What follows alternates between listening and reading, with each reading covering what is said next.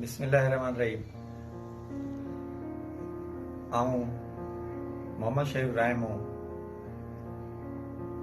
थर सां ताल्लुक़ रखंदड़ हिकु थरी जे नाते सां असांजे उञारे थर ते कुझु ॻाल्हियूं करणु चाहींदुमि त अॼु हिन तरक़ी याफ़्ता दौर में 21 सदीअ जे दौर में असांजो थर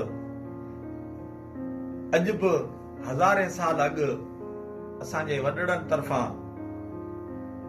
300 खां 500 फुट सख़्त पत्थर जी खोटाई करे खूह खोटे पाणी हासिल करण जो ज़रियो तलाश करे ॾिनो। असां हिन तरक़ी याफ़्ता दौर में बि अॼु बि उहो ई खूह इस्तेमालु करे रहिया आहियूं।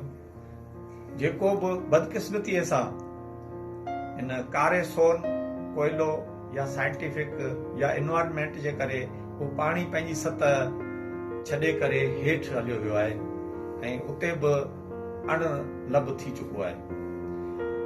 रही ॻाल्हि असांजे थर जो ख़तो जेको एला एवाननि में 20 खनि नुमाइंदा चूंडे करे मोकिले थो, मजाल आहे जो असांजा चूंडियल नुमाइंदा इन्हनि एवाननि में थर में पाणी जी सहूलियत मुयसर करण लाइ कॾहिं बि का बिड़क ॿोली। हुकूमत ऐं इंटरनेशनल NGOs तरफ़ां थर में पाणी जे नाले ते अरबें रुपया हड़प कया विया आहिनि ऐं अञा बि करे रहिया आहिनि।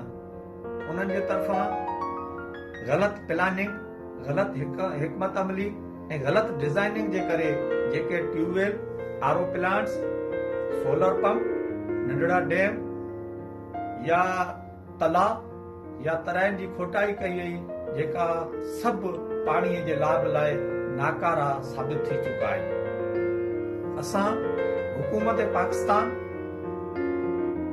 हुकूमत सिंध खां इहो पुरज़ोर मुतालबो था करियूं त असां थरवासियुनि जो दरियाए सिंध मां रोज़ाना मिलंदड़ पाणी में हिसो बणींदड़ आबादी जे लिहाज़ खां ऐं एराज़ी जे लिहाज़ खां हिसो बणींदड़ पाणी असांखे कैनाल ज़रिए थर में पहुचायो वञे, जेको असांजो आइनी ऐं जमहूरी हक़ थिए थो।